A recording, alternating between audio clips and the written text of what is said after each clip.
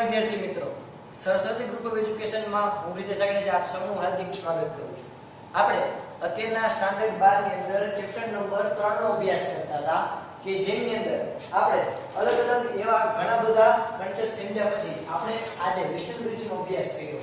તો એના ઉપરથી આપણે લોકપ્રજ્ઞાને ધ્યાનમાં રાખી અને તમારી સમક્ષ આપણે ઉદાહરણ લઈને આવીએ છીએ 3.8 કે જેની અંદર આપણને એક વેસ્ટર્ન બ્રિજ આપેલો છે જે સંતુલિત અવસ્થામાં નથી. તમે કહેશો સાહેબ કેમ ખબર પડી? તો કે જો આ એરો જોઈને જ મને ખબર પડશે કે બ્રિજ છે એ સંતુલિત છે કે નહીં. જો ગેલોમીટરનો એરો આવી રીતે હોય તેનો મતલબ એમ કે બ્રિજ સંતુલિતમાં છે, એટલે કે એકદમ 0 ઉપર છે. પણ જો આ 0 ઉપર નથી, થોડું ડગી ગયું, એટલે એનો મતલબ શું થયો? તો કે ગેલોમીટર છે એ સંતુલિત નથી, એટલે કે ગેલોમીટરમાંથી પ્રવાહ વહે છે.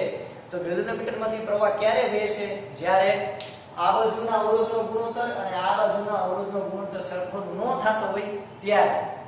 ફોર એક્ઝામ્પલ અહીંયા આપણને જો બે અવરોધ આપ્યા 100 અને 60, તો આપણે યાદ કરો વેસ્ટર્ન બ્રિજનો જે નિયમ હતો એમાં આપણે એવું ભણ્યા હતા કે R2 ના છેદમાં R1 બરાબર R4 ના છેદમાં R3. તો હું આમાં કિંમત મૂકું તો જો 100 ના છેદમાં 60 એટલે કેટલા આવવા જોઈએ? 10 ના છેદમાં 6 એટલે કે 5 ના છેદમાં 3. હવે આ બાજુનો ગુણોત્તર જુઓ તો 5 ના છેદમાં 3 આવશે, અહીંયા 5 છે તો 2. તો આ બાજુનો તમને ગુણોત્તર મળે છે 2 અને આ બાજુનો તમને ગુણોત્તર મળે છે 5 ના છેદમાં 3. તેનો મતલબ શું થયો? તો કે એનો મતલબ એવો થયો કે આપણો જે વેસ્ટર્ન બ્રિજ છે એ સંતુલિત અવસ્થામાં નથી. તો આપણે ઓબ્વિયસ વાત છે કે સંતુલિત અવસ્થામાં ન હોય તો એમાંથી પ્રવાહ પસાર થતો હોય છે. તો એના માટે આપણને શું કીધું? તો કે આપણને એવું કીધું છે કે આ એક પ્રકારની સિસ્ટમ આપણને આપી છે. આપણને એમ કીધું છે કે આ Ig તમારે શોધવાનો છે. શું શોધવાનું છે? Ig. તો એના માટે સૌથી પહેલા આપણને રકમમાં જ આપેલું છે. જો રકમમાં કે બેટરીમાંથી I જેટલો પ્રવાહ જાય છે, અહીંયાથી પ્રવાહના ભાગ પડે છે. આ પ્રવાહને નામ આપ્યું છે રકમમાં I1, આ પ્રવાહને નામ આપ્યું છે I2. ઓકે, હવે તો કે અહીંયાથી I1 છે અહીંયા લખી ગયો. હવે I1 ના બે ભાગ કર્યા. ક્યાં ક્યાં? તો કે એક Ig અને બીજો આ બાજુને લગાવ્યું છે I1 Ig. તો સેમ અહીંયા શું લાગુ પડશે? તો કે એક તો I2 Ig આમ નીચે ગયો એટલે એક આવશે આમ I2 ઉપરથી Ig આવ્યો એટલે બે ભેગા થયા. ત્રિવેણી સંગમ અહીંયા થયો, દ્વિવેણી સંગમ એટલે કે I2 આવ્યું ઉપરથી Ig આવ્યું એટલે આ જે આ બ્રાન્ચમાં કેટલો પ્રવાહ હશે? આ બ્રાન્ચમાં પ્રવાહ હશે I2 Ig. બરાબર? આવું તમને ઓલરેડી રકમ આપેલું છે.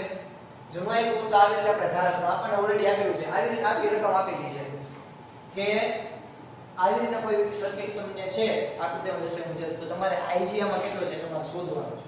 તો સૌથી પહેલા આપણે જો ત્રણ લૂપ દેખાય. કયા ત્રણ લૂપ? તો કે એક તો છે જો આવડું આ ત્રિકોણ બને એવું, બીજું આ ત્રિકોણ બને એવું અને ત્રીજું આવડું આ બંધ ગાળો છે બને એવું. એટલે આપણને ત્રણ લૂપ જોવા મળે છે. કયા? તો કે એક લૂપ તો જો આવી, એક લૂપ આવી એટલે કે એની સંજ્ઞા લઈ લો આમ વિષમ ઘડી એન્ટી ક્લોકવાઇઝ. આ ઓલું ક્લોકવાઇઝ,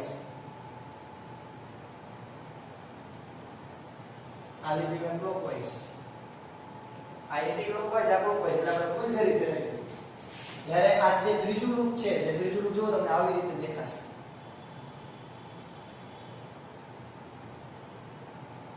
તો આ જે આ ત્રીજું લૂપ છે અવળું એમાં હું આવી રીતે ક્લોકવાઇઝ લઉં તો આયા મને ત્રણ લૂપ મળ્યા.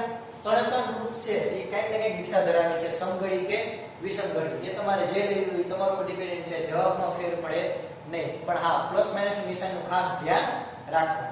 ચાલો હવે આપણે અહીંયા ચર્ચા કરી ગયા.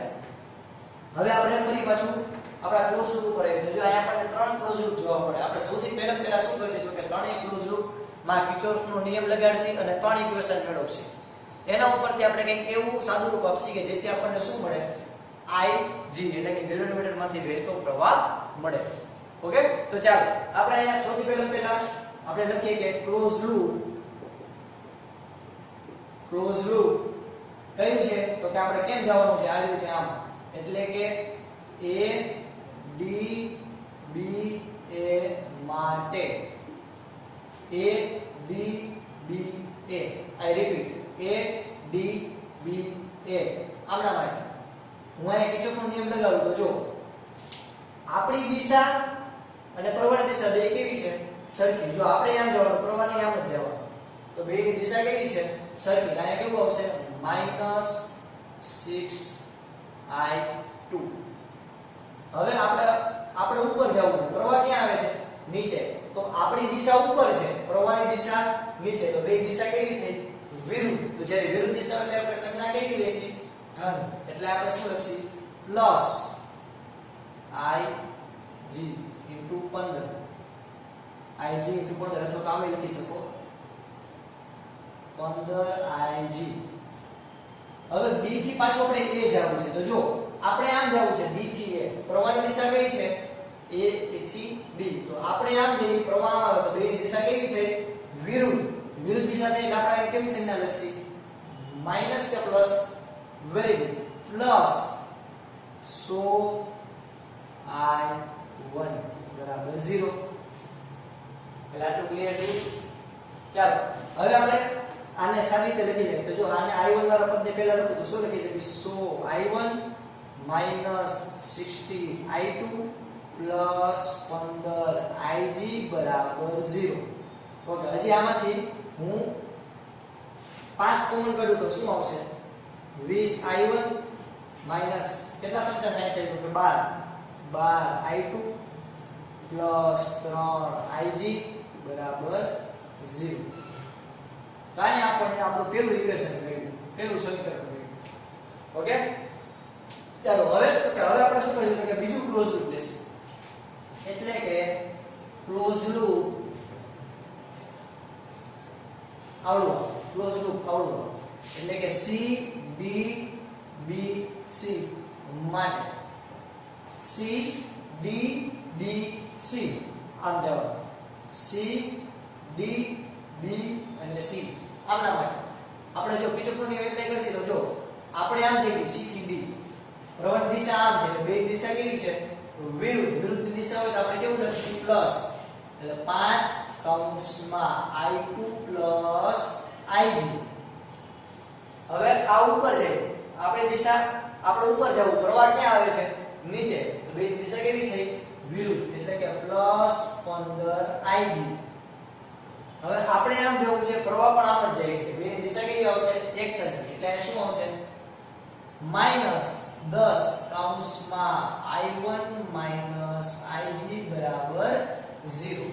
ચાલો હવે આનું સાદું રૂપ આપીશું તો શું થશે? 5 અંદર જઈએ તો કે 5I2 + 5IG + 15IG -10I1 +10IG બરાબર 0. ચાલો હવે પેલા I1 નું રૂપ જ લખી નાખો. શું થયું? -10I1. હવે I2 નું રૂપ જ જો એક જ છે. કેટલું? એક જ. શું છે? +5I2. હવે IG વાળું પદ જો આ રહ્યા 15 ને 5 20, 20 ને 10 30, એટલે કે +30IG બરાબર 0. ચાલો હવે તો કે આ સમીકરણમાં હું 5 કોમન કાઢું તો શું આવશે? -2I1 +I2 +6IG બરાબર 0. ઓકે, -6 ને કોમન કાઢી લો તો શું આવશે? 2I1 - I2 - 6IG બરાબર 0. આ છે આપણું સમીકરણ નંબર 2. હવે ત્રીજા સમીકરણની વાત કરીએ.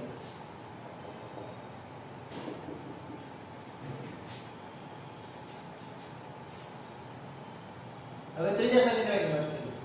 ક્લોઝ લૂપ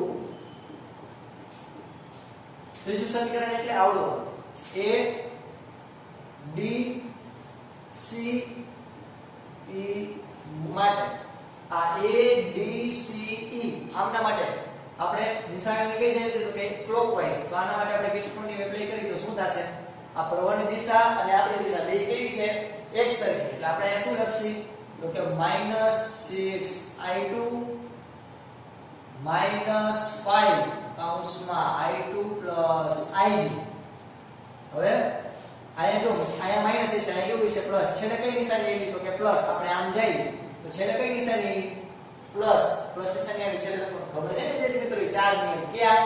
તો કે પ્રવાહની દિશા અને આપણી દિશા બે સરખી હોય તો આપણે પ્રવાહનું મૂલ્ય કેવું રહેશે નેગેટિવ પ્રવાહની દિશા અને આપણી દિશા બે વિરુદ્ધ હોય આમાં ભટકાય તો આપણે કેવી લેશે ધન નિશાની લેશે પ્રવાહની ત્રીજો નિયમ તો કે બેટરીમાં તમે છેડે જે છેડામાં આવે તમે છેડે તમે જે સંજ્ઞા વાપરો એ સંજ્ઞા તમારે અહીં લખવાની રહે એટલે કે આપણે જો પ્રવાહની દિશા મુજબ આપણે ક્યાં આવ્યા છે પોઝિટિવ માં આપણે શું લખશી +10 બરાબર 0 ચાલો હવે આપણે શું કરશું તો કે આનું સાદું રૂપ આપીએ તો શું થયું -6i2 -5i2 -5ig +10 બરાબર 0 તો આ આખું માઈનસ છે બરાબર ઓલી વચ્ચે જઈ તો પ્લસ એનો મતલબ શું લખી શકું sin i2 આપણે એનું પહેલા તો જો minus minus plus sin i2 અને 5i2 બેનો સરવાળો કરી એટલે શું થશે -65i2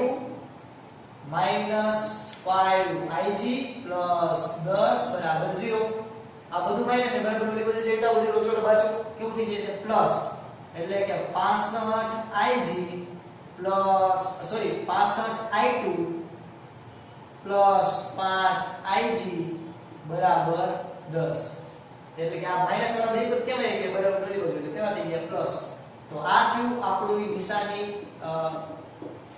સમીકરણ નંબર 3 આયા કને 3 સમીકરણ મળ્યા કયા કયા તો કે 1 2 અને 3 હવે આપણે એક એવી પ્રક્રિયા કરશી કે જેથી આપણે ig મેળવી શકીએ તો મારી પાસે આ 3 સમીકરણ છે તો શું પ્રોસેસ કરીશ તો કે જો સમીકરણ નંબર 2 છે હવે સમજો આપણું પછીનું સ્ટેપ સમીકરણ નંબર 2 ને હું કેટલા વડે ગુણું તો આયા 20 નાબૂદ થાય તો કે 10 વડે એટલે હું અહીં લખીશ 10 વડે ગુણી અને સમીકરણ નંબર 1 અને 2 નો સરવાળો કરતા 1 અને 2 નો સરવાળો કરતા તો ચાલો આપણે લખીએ જો સમીકરણ નંબર 2 ને 10 વડે ગુણીએ અને 1 અને 2 નો સરવાળો કરીએ પહેલા આપણે સમીકરણ નંબર 2 લખી નાખીએ 20i1 -12i2 3ig બરાબર 0 આ પેલું સમીકરણ હતું આપણું આ વાળો હા હવે એમાં પ્લસ કરું ઉમેરું છું કોને આ બીજા સમીકરણને કેટલા વડે ગુણીને 10 વડે 10 વડે ગુણીને એક કામ કરે આપણે -10 વડે ગુણવું પડશે શું કામ કારણ કે જો અહીંયા 20i1 છે અહીંયા -10 વડે ગુણતા કેટલું થઈ જાય -20i1 થઈ જાય આને હું -10 વડે ગુણીશ તો અહીંયા કેટલું આવશે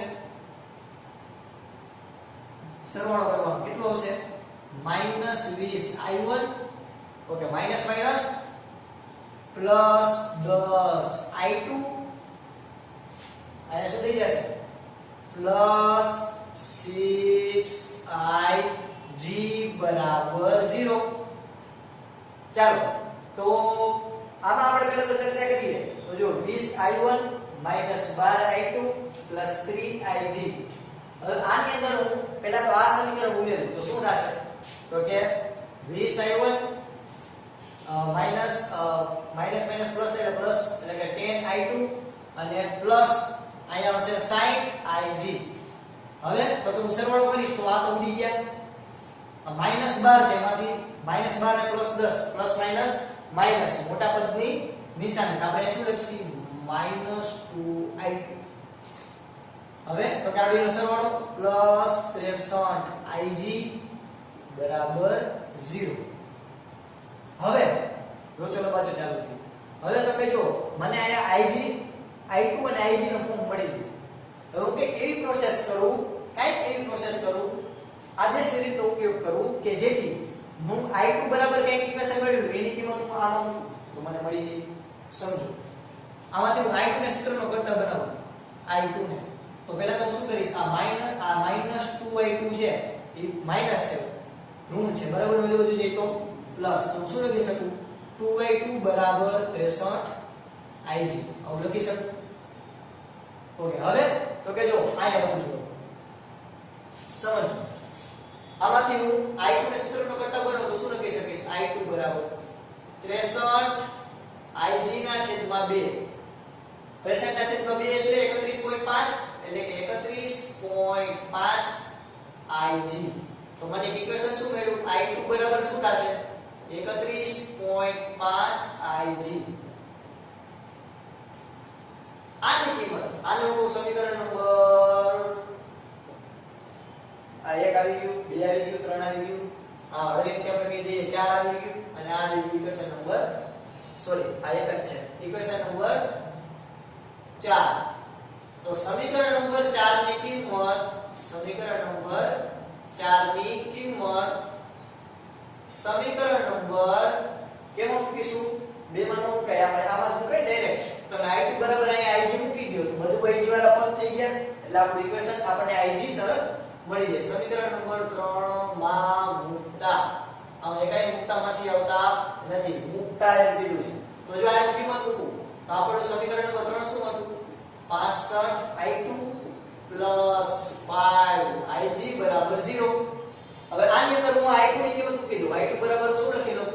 31.5 એક મિનિટ આમ કરવા માટે જો હજી સેવ શું પડશે ખબર છે? આમાં તો 5 કોમન કાઢી અને ઓલી બાજુ જવાનું એટલે શું આવ્યું?